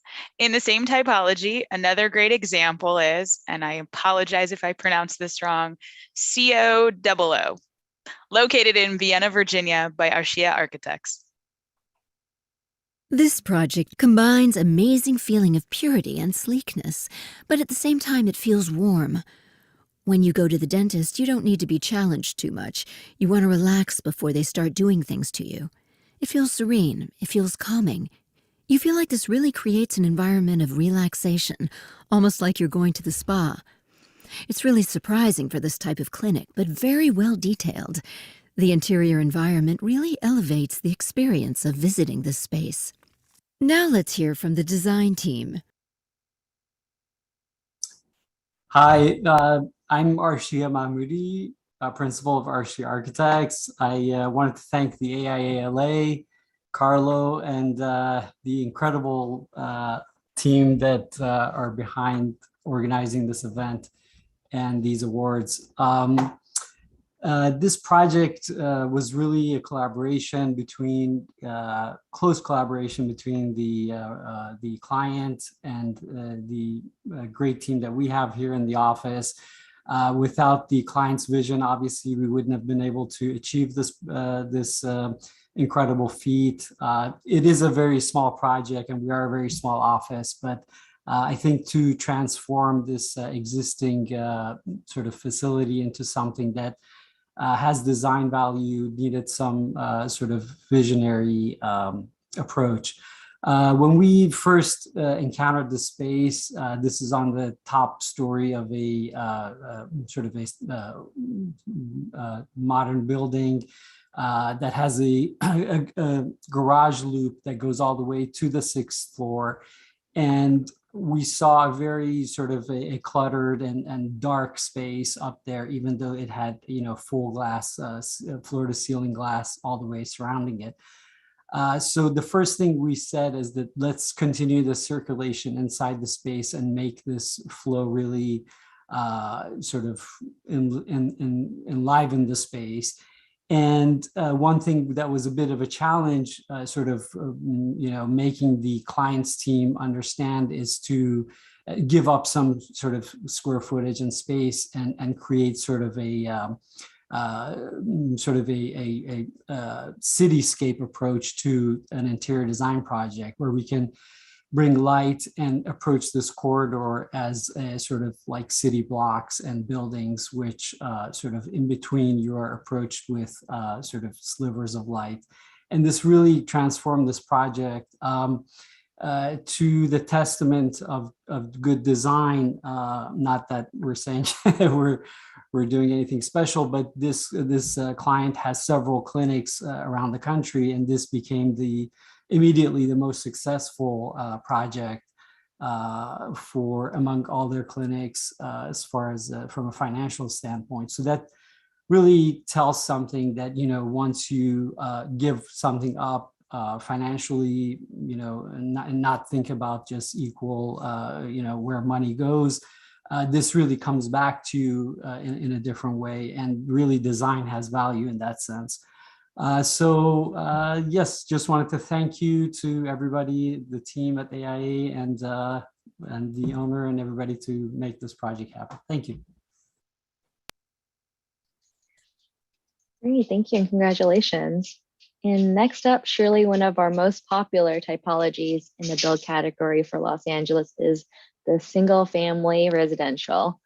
Let's take a look at 3 projects that exemplify design excellence here. Strand House, located in Hermosa Beach, California, by X10 Architecture.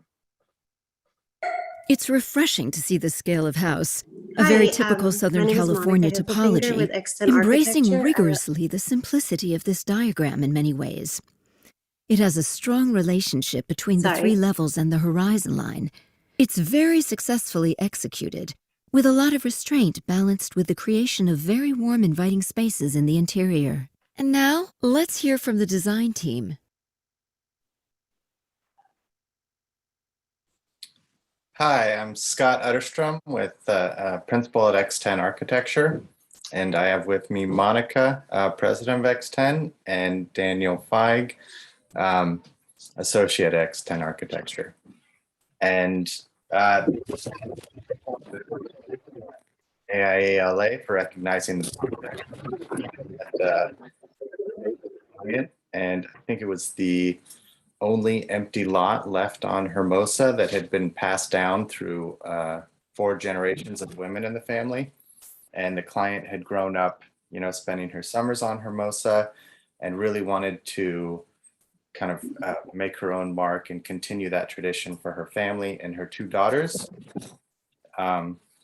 And I think one of the things that we were very interested in the project was developing kind of a straightforward approach that could be used as a model for the beach house typology that's common throughout kind of the coast in Southern California.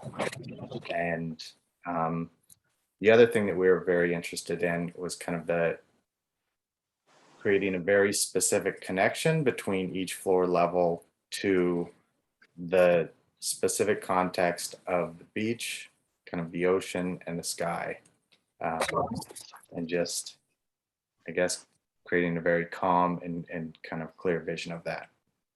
So I'll let Monica and Danny add anything that you would like.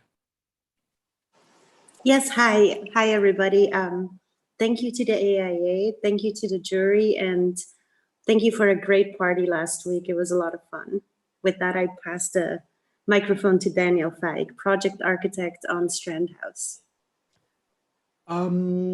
If I can add anything, it would be thank you to all the other project consultants and the construction team that made the whole project a pleasure to work on. So thank you to everyone who worked on the project. Congratulations. The second project in this typology is Sea Glass House, located in Marin, California, by Deegan Day Design Architecture. Being off the grid and having this really modest scale, this is a very pristine landscape where it is, and it floats out of it effortlessly. It has to be modest in its needs because it's providing all its own energy. The jury would love to see more houses of this type that are off the grid. In a single-family residential category, this project combines that environmentally appropriate approach with really thoughtful, well-executed detailing with a pavilion-like structure. Now let's hear from the design team. Hi, I'm here. Hello? Go ahead, we can hear you. Thanks. Thank you so much, AIALA and the jurors for this recognition. This house was a long time coming, and I want to thank the client in particular. Marguerite had actually worked with Philip Johnson on a Mies van der Rohe retrospective at MoMA and knew her glass houses and wanted one. And I felt we've been incredibly lucky to have worked on that one with her. It's this is a very small house in Marin. It's on an incredible site. And I also want to thank Gordon Pollon, our structural engineer. This is a site that gets 100-mile-an-hour winds both ways. And as much as we had Mies and Johnson in mind, we also were really thinking about Craig Elwood and Larry Bell and trying to do a light floating Southern California box in Northern California. And Gordon and the design team, including Dave Maynard and everyone in my studio, made that happen. And Ken Morita, the builder, made it possible on site. So thank you very much. Great, congratulations. And the third and final project in the single-family residential typology is Mar Vista Residence, located in Los Angeles, California, by Woods and Dangaran. It's just a beautiful translucent place. It's permeable, and the idea is air goes through it. It's minimal but warm. Interweaving these light courts and just gorgeous. The garden is beautiful, low water intensity, but a gorgeous piece that you move through. Effortless, and this is achieved with great effort. It's great to see the massing strategies bring daylight in. And this carving of space and these indoor-outdoor relationships. The cladding strategy also brings daylight in while providing shading. Thank you There's for an spending this integration of evening solid with us. walls with the Take screen good care, surfaces. and we will It see you unifies. at the Hi, everyone. My name is Joseph Dangaran. I'm one of the founding principals at Woods Dangaran Architects. From our entire Woods Dangaran architecture and interior design family, we want to say thank you so very much. We're honored to be included in this fine group of recipients, many of them mentors, professors, and peers. A big thank you to the AIA LA, to the jury, to our owners and collaborators, clients, our landscape architect, Chris Sosa, the builder, Potter Malice, the photographer, Joe Fletcher, and our entire consultant team. The clients came to us with a very straightforward but simple brief, if you will. They owned a double hillside lot, sloping down, but also at the one of the highest points in Mar Vista with views to downtown.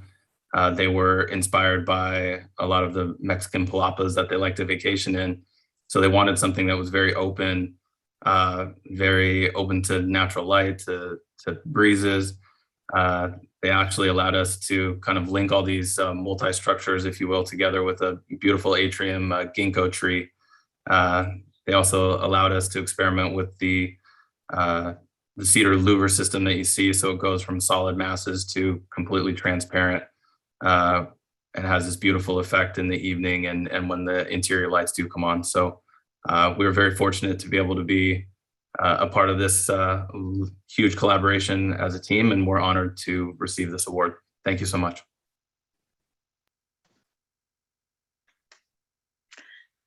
Tonight, we're closing out our incredible review with an important typology, temporary shelter.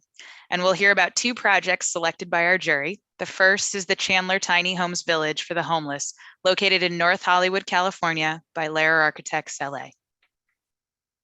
One of the positives of the village is the access to daylight and the outdoors and creating a sense of autonomy within the community. This project is also really impressive because it was designed and erected very quickly, obviously addressing a challenging need, not just in Los Angeles, but in many cities. It's obviously replicable, and it's really elevated beyond many of the tiny home villages. You want to make them more engaging to the general public so that they are not viewed as something that they want to get rid of. This really helps that. And now, let's hear from the design team. Good evening. My name is Naren Kadribegovic. I'm a partner with Lair Architects. This is the Chandler Tiny Home Village, the prototype, the first of the many tiny home communities for the houses that are now being built all over the city. When the opportunity presented itself in the form of a design-build partnership, we were both thrilled and terrified. The site was challenging, the program components were unfamiliar and to some degree unknown, and the timeline seemed impossible. Design, permit, and build this project in 90 days. During that time, we actually had to learn the codes that were invented for the project. Many of them didn't make sense, but there was no time to question them due to the humanitarian crisis and the political pressure that the project was under. So better, faster, cheaper, pick 2. You can't have all 3. That's sort of what we've told ourselves as we were working on the project. Ultimately, the best compliment we received was when one of the residents said that it was like living in a gated community across from a beautiful park. So that was the ultimate sort of sign of luxury for them. The project wouldn't have been possible without the leadership of the Bureau of Engineering, our contractor partner, 4DC, our engineers, S&K and Barbara Hall, and on our team, project manager, project architect Eric Alden and Ashley Fogg and Robert Mendez. Thank you to the jury and for recognizing the project, and thank you to AIA-LA.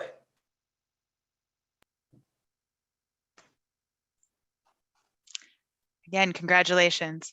The second and final project of our evening, but definitely not the last of our celebration, in the temporary shelter category is the Lotus, located here in Los Angeles, California, by NAC.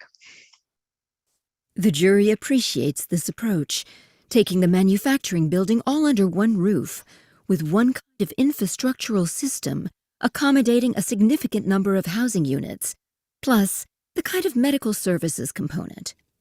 It's really impressive. It strikes the right balance of playfulness with its interior roofline that breaks down the scale of the shed to the scale of the human in a way that's appropriate. It feels well-oriented in this space. The use of color and graphics helps with a sense of orientation to create a real sense of play at the interior. This is important in a warehouse structure and can be disorienting due to less access to daylight. And now, let's hear from the design team. Hi, everybody. Thank you so much for this award. I just want to maybe take a moment to thank AIA Los Angeles. You know, it's 6 years, I think, that you guys have been hosting Design for Dignity, and you see the work that's going on in the city. And, you know, Michael and Naren, the work that you just showed, and Michael Malson, Koning Eisenberg, Lorcan, you know, I just see all the work that's going on. And man, it's just an honor to be, you know, part of this community, and a community that lifts each other up, you know. And I think one of the things that we've really learned over the years about working with the homeless population is the lesson of community. And people are not going to receive well the services we intend if we don't think about how to make it a home. And I think this idea of community was something that was driving this project. Another thing that was driving this project was Carla Grijalva, our project manager. Carla, can you share a few words? Sure. Thank you, everyone. So yes, it was a great project from the beginning to start. Challenge like any other project, but I think the most important was the partnerships that were defined here, working with obviously our client, Home Last, as well with LA County Housing for Health and City of Los Angeles, as well, obviously, our structural engineer, B&B, MEDG, also MEP consultant, the contractor, BMI, and the construction managing Mcgregor Corner. So definitely was a great effort, and we're just so happy to support this effort that is so important in City of Los Angeles to contribute for providing a home for those ones that don't have one.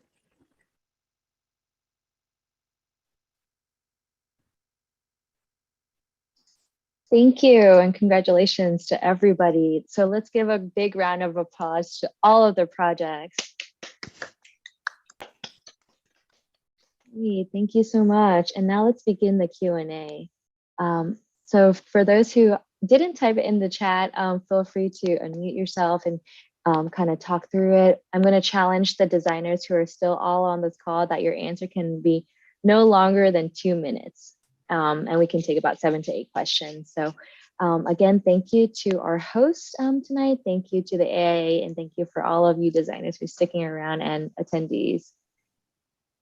Let's see. So let's go ahead and start. I see a question for Michael Matthews. Are you still on? Yes, I'm here speaking. Oh, great. So how did you incorporate the natural desert environment into the design, and what were the challenges in doing so? Great. Thanks so much for your question. The Badwood Ranch project is located in Pioneer Town in the high desert region of Southern California, close to Joshua Tree National Park. And the property actually has several Joshua trees scattered around the site. These are a protected species, so the building footprint is not allowed to be too close to any of these species. So that was a big challenge in working through the design, was to avoid the 6 or 7 Joshua trees on the part of the site that was suitable to build. And to tackle this challenge, the project consulted an arborist who advised us on where we can build and how close we can get to the tree. And we decided to pick one Joshua tree, one of the nicest ones, and to make that the centerpiece of the house. And the floor plan design creates a central courtyard space, which frames the existing tree. And overall, the project acts as a tribute to this tree species that's so iconic and beautiful, and for which this desert environment is known. Very important. Preserve natural environment. Absolutely. Thank you for sharing. And Christy or Dina, are you on for some next LA questions? I'm here. Great. Question for me? Oh, maybe if you can ask our first question to some of the winners. I don't have a list of the questions. Oh, well, that's perfect because I have them. Okay, good. I think you should do that. Thank you. I guess if any of the designers are still on, what % completion was your project at the time of your submission? I guess if there are any winning designers out there, I'm gonna chime in either that, or what's your owner's reaction to winning an AIA Design Award even before your project was complete?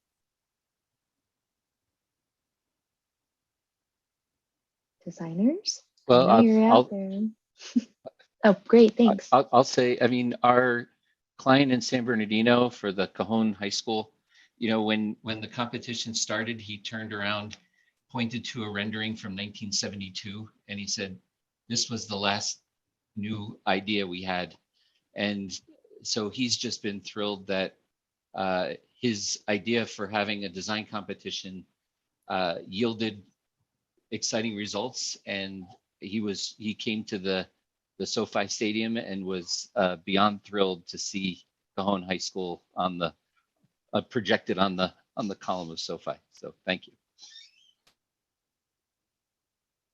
Diana, I'd like to say that our students were just absolutely thrilled. We brought some of them to the design ceremony, but they were just thrilled that their work had been recognized. It's just really great that we can take some of these young people and make them really even more passionate about building and designing. Oh, absolutely. How thrilled the students must be. That's great. Michelle, you said the SoFi Stadium is 100% complete and the public park is open from dawn to dusk for everyone to enjoy. So those who didn't I get just out, wanted to throw that in there. For those who don't know, SoFi Stadium is on a 300-acre site. Of that, there's a public component, and we would welcome anyone to come around and enjoy the public park. It was there before when it was Hollywood Park, and we've given it back to the community. So come by, take a look, enjoy the park, take a walk, a run, a stroll, and you can see SoFi Stadium, American Airlines Plaza, and the YouTube Theater. perfect. Thank you so much. I know we're starting to get late, so if there's any final comments from Carlo or Crean, thank you to the AIA staff and the Design Awards, and congratulations to all of the Next LA and Built Projects Design Awards winners. Crean, Carlo? I just want to thank everybody for spending this couple of hours with us. I think it's very, very important that we learn from each other how to really raise the bar of design excellence. And we are looking forward to continue this conversation next year. Thank you very much. Congratulations to all the winners again. Thank you. Thank you. Good night, everybody. Thanks very much. Good night, everyone. Thanks so much. Thanks. Good night. Diana. Best tour ever. Thank you, Diana. Thank you, Christy. Thank you, everybody. You guys presenters, you did very well. Great work, Very well everybody. done.